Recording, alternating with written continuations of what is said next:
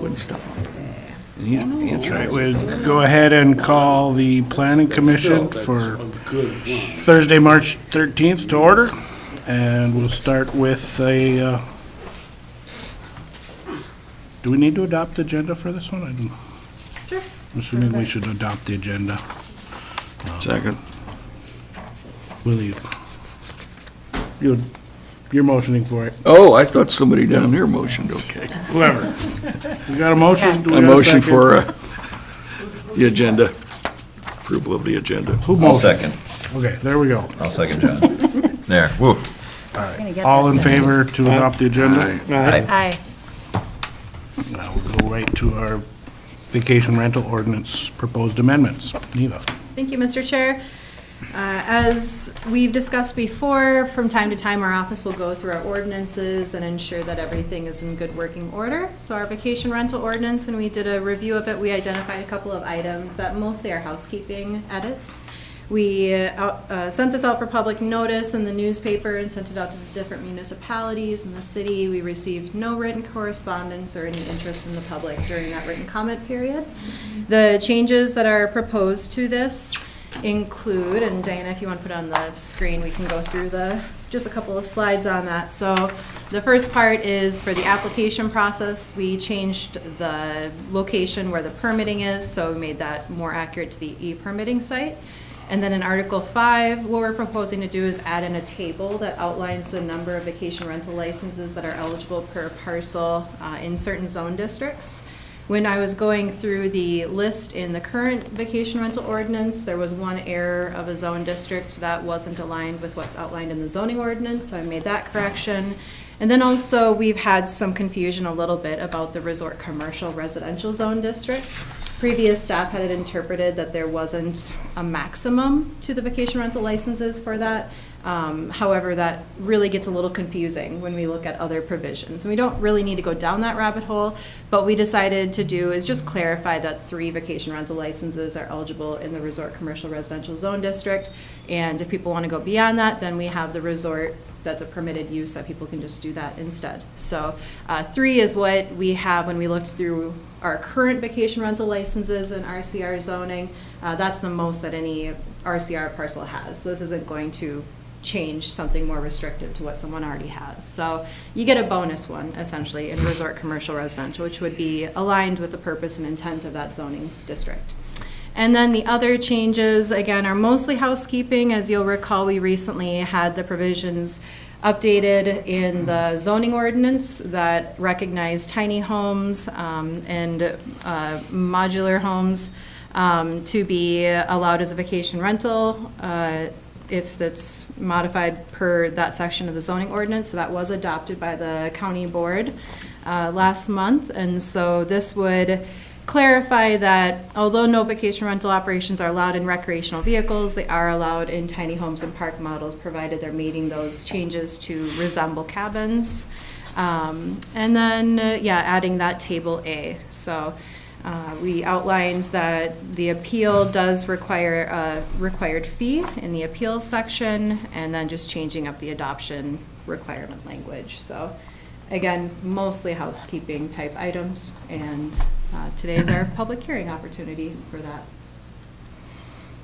So we would open to the public the same as we, so does anyone from the public wish to speak on these proposed amendments? Hearing no public, we'll discuss it as a board. Thank you. I have one quick question. Back to the residential with the 3 permits. So for example, if we look at somebody like Cliff Dwellers who has a building with numerous room rentals in there, that one building would be just one permit? There's been a distinction in the operations. I think this is different if you're thinking about a property, like the one that has the 3 units is 3 separate cabins on a parcel. It's not like a big resort. So resorts themselves, like Cliff Dweller, they're kind of an exception to this whole thing. So the key is residential parcel. And so you got resort parcels that are like resort operations. Okay. And they're not subject to that 3 cap. But the gray area was these RCR zoned lots that aren't actually a resort, but they're people that have like 3 old cabins on them. And so they get the 3 licenses. Okay. Thanks for that clarification. Go ahead, Tim. If I could just expound a little bit upon this too, this is kind of a stepping stone. Say we have Caribou Highlands, which has a lot of actually owner units that are used as vacation rentals. And we have a distinction in there for resorts that the resorts, if they're managed by the desk, if everything is taken care of by the front desk and everything like that, they're part of the resort. But if they're managed in and of themselves, they have to be licensed by themselves. So the owner of the unit itself, even if it's in Caribou Highlands, would have to be the licensee of that. Whereas we are going to be taking a further look into the distinction between what we would call then the resort-based vacation rentals as opposed to the just regular vacation rentals and that. It's going to be further looked at down the road, but at this point in time, it is just making this distinction of the 3. Okay. I have one question here, Charlie. Have we gotten a good distinction from the state as far as, like you're talking about there, between a true operating resort, especially with drinking water? I mean, that's one of the things I was pushing for in this vacation rental ordinance to start with, and we worked on. And there still seems to be a giant divide between the two. The resorts have got to go to a much higher standard than what we're requiring in the vacation rental resort. Now, we're going to a 3 unit. Where does the state begin picking up and saying, wait a minute, that's too many? Do you have any idea where that is? Have you spoken with the state? Like, Nate? Well, the state Minnesota Department of Health has been working with our department, and they worked predominantly with Joseph Ruth when he was the administrator at that time, and they're working with Right. Andrew now. Whereas that's where we're going to be working a little further with that distinction between the resort-based vacation rentals as opposed to just being a resort or vacation rentals, and that has a lot to do with that. The water supply, if they have non-potable water, if it has to be carried in, those kinds of elements on there, we want to really be able to clarify those and get those in kind of a one more of a wholesale change as opposed to just this being a kind of a minor, more easily adaptable change. Okay. So that still is in the works. Yeah, those are expensive water systems to put in. Yeah, yeah. Anyone else from the board have any concerns about these changes? No, I would make a motion to approve them as is. Do we have a second? Second? We got a motion and a second. Any other discussion? Call for a vote. All in favor, say aye. Aye. Opposed, same sign. Hearing none. All right. We'll move to our second item on the agenda. 2025-1 CUP North Shore Waste. Before we get started with that, we had some discussion whether I had a conflict of interest at all. Looking at this today, my only conflict of interest potential, I believe, was with the Hovland portion of the project, which I don't think we're discussing at all tonight, so, but I wanted to bring it up and make sure everyone in the room's comfortable with me continuing to chair. Yeah. Everybody fine? Fine. Is that, all right, so we will move into that item. Neva? All right, thank you, Mr. Chair. This is the conditional use permit for North Shore Waste LLC. The request is for a conditional use permit for a transfer station to manage, transfer, and process solid waste generated in Cook County in the Light Industrial Zone District located at 44 Chippewa Cemetery Trail. The applicant's property includes 10.87 acres. The property is entirely within the Light Industrial Zone District, and the property is within the North Shore Management Zone. The proposed facility is a part of a lease agreement between North Shore Waste and Cook County. This facility will manage, transfer, and process all of the solid waste generated in Cook County. This central facility will serve as the transfer station for municipal solid waste, demolition, and recycling services. Some activities will occur outdoors, including household waste dumpsters and recycling services. The proposed facility will operate Monday through Saturday between 6 a.m. to 4 p.m. with limited hours and services in the fall and winter seasons. Approximately a 22,500 square foot transfer station building is designed purposefully for the operation of solid waste services. These types of facilities must meet certain design standards outlined in Minnesota state rules.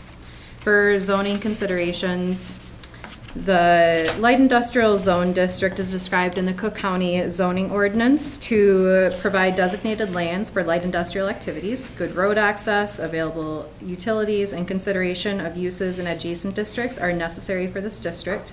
I included a list of the permitted uses and the conditional uses outlined in this zone district. On the screen is an outline of the zoning map for that area. So all of the gray area is light industrial. So you'll see that all of the abutting land in here is light industrially zoned. And all of the green is single family residential zoning. And then just a little bit to the west is where the city line of the city of Grand Marais is located. For background, let me get there. There we go. The development of this facility will include the lease agreements between the county and North Shore Waste. The land immediately north of the subject property is federal public lands and undeveloped. The other surrounding land uses are aligned with the purposes of the light industrial zoning of the area.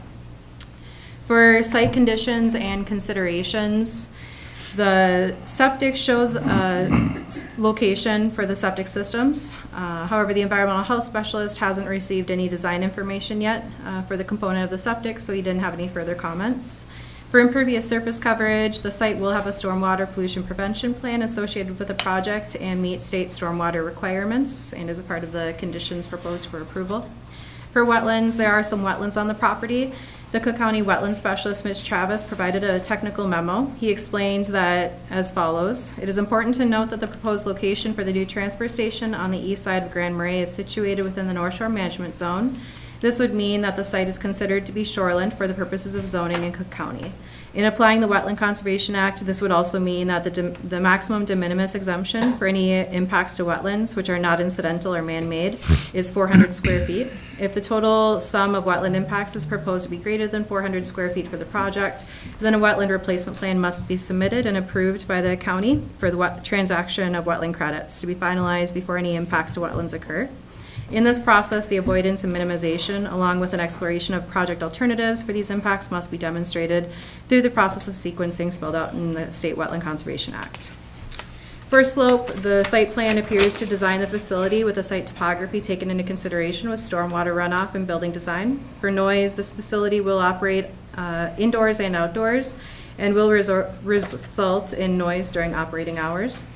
Lighting isn't clearly explained in the application. This could be a discussion point for the Planning Commission to better understand whether security lighting will be used at night and if lighting will be visible from neighboring properties. And access is readily available from Eliason Mill Road. For public comments, we sent out adjacent owners notices and published this in the Cook County News Herald on February 21st. 12 letters of notification were sent to adjacent property owners as well as county departments and the DNR hydrologist. I did not receive any written correspondence during the written comment period. Kind of two side notes is the U.S. Forest Service just reached out and recognized that they share a property line with the subject property and asked that the property owners, if they don't know where the property line is, to have that surveyed so there's no encroachment issues on the federal lands.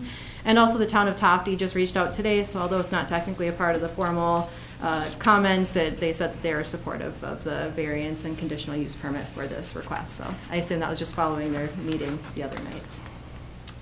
For staff consideration for facts and findings, conditional uses are reviewed based off of the standards outlined in the Cook County zoning ordinance. And so I have draft findings for your consideration that could be amended after your discussion.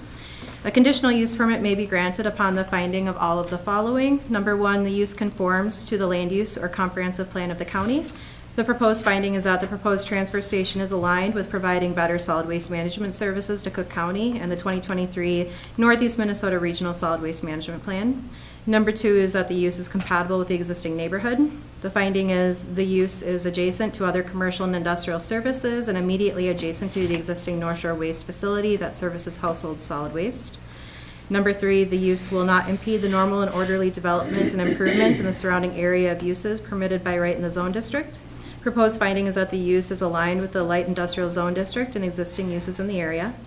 And number 4, the location and character of the proposed use is considered to be consistent with a desirable pattern of development for the area. Proposed finding is that the proposed use is desirable in this area and is a part of the larger hub and spoke model that North Shore Waste plans to utilize more efficient solid waste services throughout Cook County.